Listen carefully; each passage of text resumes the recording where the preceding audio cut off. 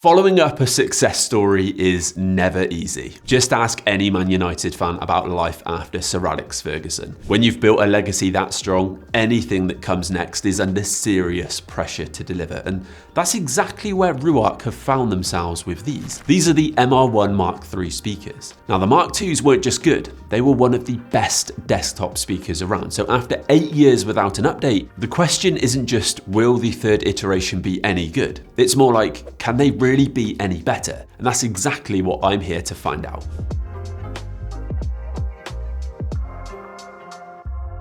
Hey, Louis here from Smart Home Sounds, and to be honest, we've been big fans of the Ruark MR1 series for years. The Mark II version rightly earned a reputation for being one of the best desktop stereo systems in their class, receiving glowing reviews and picking up award after award for being the perfect all-rounder at their relative size and their price. Now, if you're not familiar, the MR1 is Ruark's compact powered speaker setup, a proper stereo pair built for people who want hi-fi sound in a smaller space. They're Bluetooth based, so no Wi-Fi or app control here, just a simple plug-in and play system that focuses purely on sound quality. The new Mark IIIs come in at £399, so around about £50 more than the Mark IIs, but that 8-year gap between generations tells you a lot. Ruark clearly didn't want to give these just a facelift.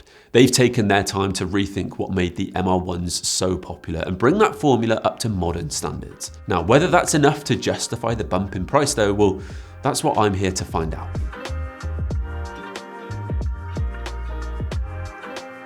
So what have they actually changed then? Because on the surface, it doesn't look like a huge amount. It's pretty clear that Ruark have taken the if it ain't broke, don't fix it approach when it comes to the design. They still come in 2 colorways. So we've got a warm walnut finish like these ones I've got here, or a sleek charcoal option that's a bit more contemporary. Both look great and feel properly premium, but Ruark has refined the finish slightly with this new model, with the walnut veneer now wrapping seamlessly around the cabinet with no visible join in the grain. The fabric grille has also been darkened to a deeper slate color, giving it a more refined look too. It's just a shame that these aren't detachable. Now don't get me wrong, it's not a deal breaker by any means. I actually quite like them on, but I know some of you guys will probably miss that exposed driver look. Everything else about them still feels very well built. The roto dial on top of the main speaker feels smooth and solid, and the remote is small, simple, and does exactly what you need it to. The biggest visible change though is the size. The Mark IIIs are actually slightly larger than the old version, roughly 3 centimeters deeper and a couple taller,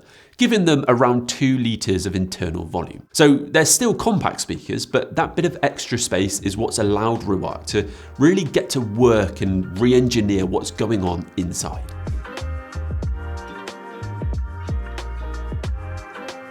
Under the hood, there's been a pretty serious overhaul. They've replaced the old Class AB digital amplifier with a new Class D amp that brings more power, better efficiency, and tighter control. It's the same technology used in Ruark's higher end systems like the R410, so you are really getting proper trickle-down hi-fi performance here. Now the power has also increased from 20 watts per channel to 25, and the driver setup has also been reworked to match. You still get a 20mm silk dome tweeter, but it's now paired with a larger 8.5cm NS Plus treated natural fiber mid-bass driver supported by downward firing bass reflex ports. Together, they deliver a claimed frequency response of 50 Hz to 22 kHz, giving you more depth, greater detail, and a cleaner overall performance than before.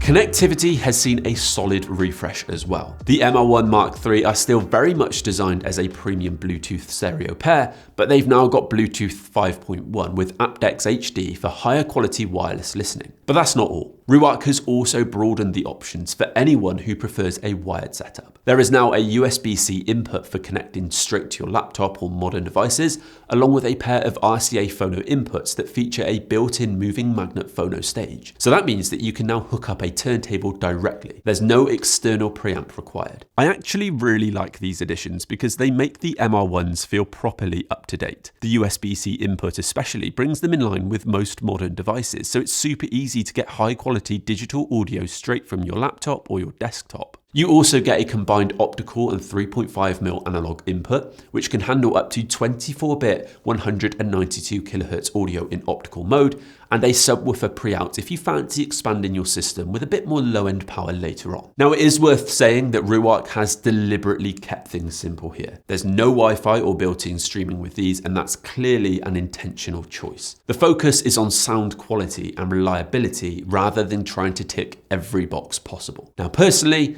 I actually like that because it keeps the setup straightforward and it avoids the usual app or firmware headaches, but I can see some people wishing for that extra bit of flexibility, maybe AirPlay or Chromecast or app control to tie in with the rest of their setup. Still, what you do get feels well thought out. You could run them as your main desktop speakers, plug your TV in via optical, or even build a compact vinyl setup around that built-in phono stage. It's the kind of versatility that makes them just as at home in a living room as they are right here on a desk. Now, would an HDMI eARC port be a bonus? Definitely. It would make them a more seamless plug-and-play TV option and broaden the appeal even further. But honestly, I don't think that's what Ruark is aiming for here. These aren't trying to be all-in-one entertainment speakers. They're built for people who care about proper stereo sound. And in that sense, keeping them focused on high quality audio inputs and being fuss-free to use makes perfect sense.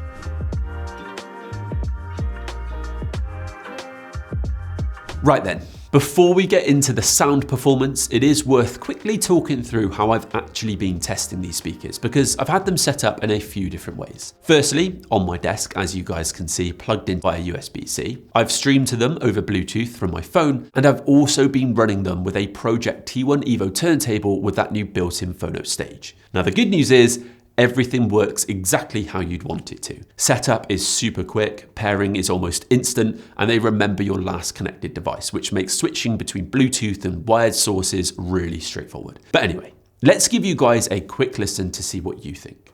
Like always though, just remember that what you're hearing over YouTube won't be exactly what I'm hearing right here in the studio, but it should give you guys a pretty good idea of what you can expect from these.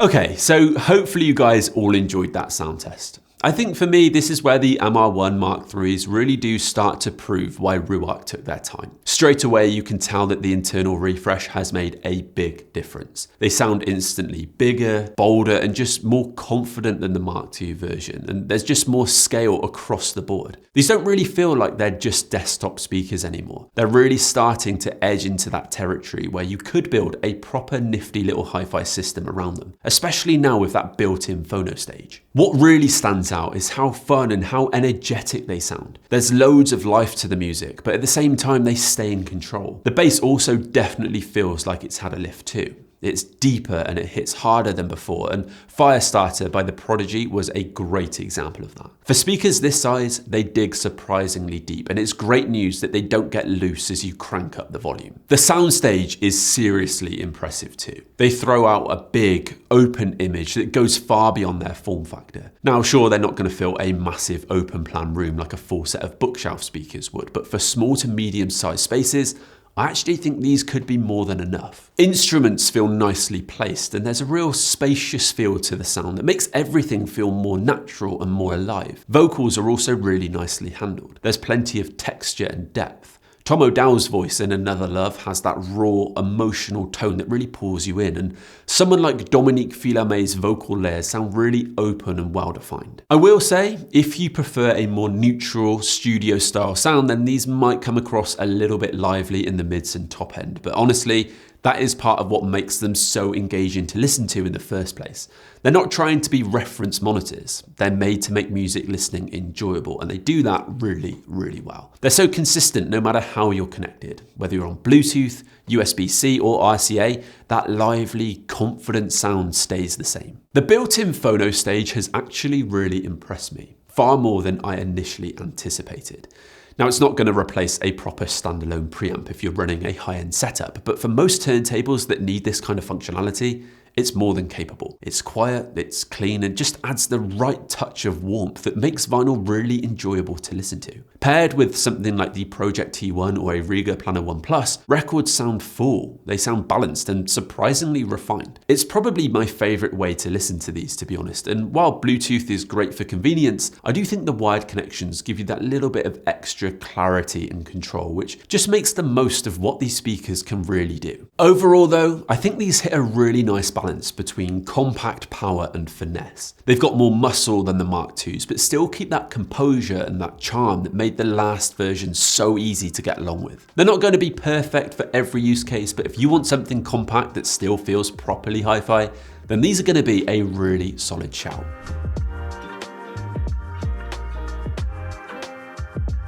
Overall, I've been really impressed by these new MR1 Mk3s, and they feel like a real step forwards. Of course, some people might pause at the price increase, and I totally get that. It's not a small jump, especially for speakers that at first glance look pretty similar to the old ones. But it is worth remembering that it's only about £50 more after nearly 8 years. So when you factor in inflation and all of the upgrades here, that increase actually isn't too bad. You're now getting more power, a more refined sound, better connectivity, and a proper built-in phono stage, which genuinely adds a lot of value if you're into your vinyl. I think the key takeaway is what started out as a great set of desktop speakers now feels like the beginnings of a compact but seriously capable mini hi-fi system. They sound bigger, they sound cleaner and more confident, but they've still kept that signature Ruark warmth and character that made the Mark IIs such a big hit. So I guess if you've been waiting for an excuse to upgrade, or you just want something compact that still feels premium and hi-fi-esque, then I think the MR1 Mk3s are absolutely worth a look. But anyway, if you guys have got any questions at all about them, then make sure you drop them in the comments below. Hopefully you all enjoyed this video, and I'll catch all of you guys next time.